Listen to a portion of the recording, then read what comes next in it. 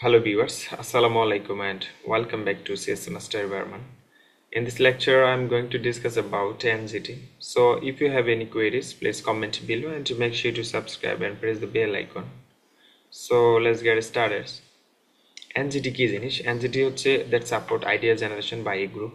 অর্থাৎ গ্রুপের মাধ্যমে একটা আইডিয়া জেনারেট করাটাই হচ্ছে এনজিটি। সো আমরা যদি আরেকটু বিস্তারিত বলি, এখানে অনেকগুলো প্রসেস দেওয়া আছে এনজিটি কিভাবে হয়। তো এই প্রসেসগুলো পড়ার আগে যদি আমি ছোট্ট করে যদি একটু এনজিটিটা কি জিনিস আরেকটু বলি বিস্তারিত, তাহলে আপনারা এই প্রসেসগুলো খুব ইজিলি বুঝে যাবেন। এখন আমরা জানি যে এনজিটি হচ্ছে আইডিয়া জেনারেট করে গ্রুপ বাই গ্রুপলি।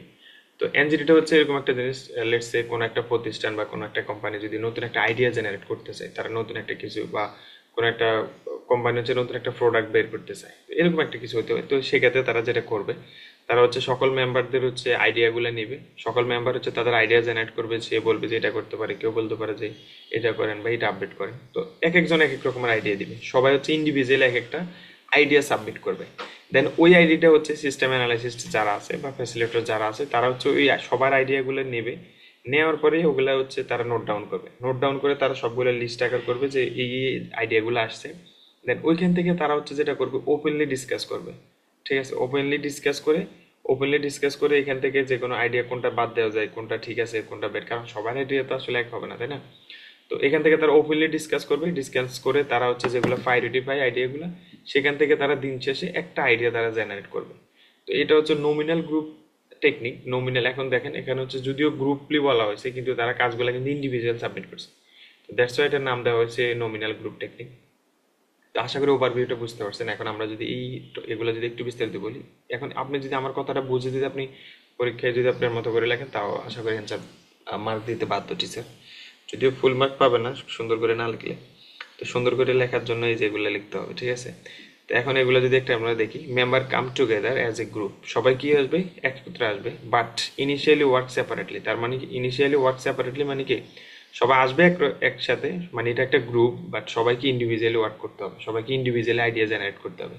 তো ইচ পারসন রাইট আইডিয়া, তার মানে প্রত্যেকে হচ্ছে তাদের আইডিয়া লিখতে হবে, প্রত্যেকে একটা একটা আইডিয়া দিতে হবে। Facilitator reads it's out loud, তার মানে ফ্যাসিলিটেটর কি এটা জোরে পড়বে, যদি এখানে জোরে পড়া বলতে এটা বোঝায় না, মানে ফ্যাসিলিটেটর এটা পড়বে। And they are writing on a blackboard আর ফ্লিপ চার্ট। ফ্লিপ চার্ট তো আমরা বুঝি, আমরা আমাদের ভার্সিটিতে দেখি কোনো কিছু কিছু গুরুত্বপূর্ণ নথিপত্র বা নোটিশ লাগাই রাখে। তো এটা হচ্ছে মানে এখানে যেটা বোঝাচ্ছে সেটা হচ্ছে মানে যে আইডিয়াগুলো তারা দিবে সেগুলো তারা ব্ল্যাকবোর্ড অথবা যে কোনো নোট নোট ডাউন করবে সবার আইডিয়াগুলো। দেন যেটা করবে, group openly discuss the ideas for clarification, অর্থাৎ যে আইডিয়াগুলো দিবে এমপ্লয়ি অথবা মেম্বার্সরা, যে আইডিয়াগুলো দিবে সেগুলো তারা ওপেনলি ডিসকাস করবে, যে এটা নেব নাকি এটা নেব না, বা এটা নিলে কেন নেব, এটা কেন বাদ দিব, বা এই দুইটাই বাদ দেওয়া যায় কিনা, নতুন একটা কিছু আসা যায় কিনা, এগুলা তারা ওপেনলি ডিসকাস করবে। দেন ওপেনলি ডিসকাস করার পরে আইডিয়াস আর প্রায়োরিটাইজ, অর্থাৎ যে যে আইডিয়াগুলো প্রায়োরিটি পাবে সেগুলো হচ্ছে নেবে, তারপর কম্বাইন করবে, তারপর সিলেক্ট করবে কোনটা নেওয়া যায় কোনটা বাদ দেওয়া যায়, রিডিউস করবে যেগুলো বাদ দেওয়া যায়। তো দিন শেষে এই প্রসেসের মাধ্যমে তারা হচ্ছে একটা আইডিয়া জেনারেট করতে পারবে। তো এটাই হচ্ছে আসলে NGT, that means that support idea generate by group.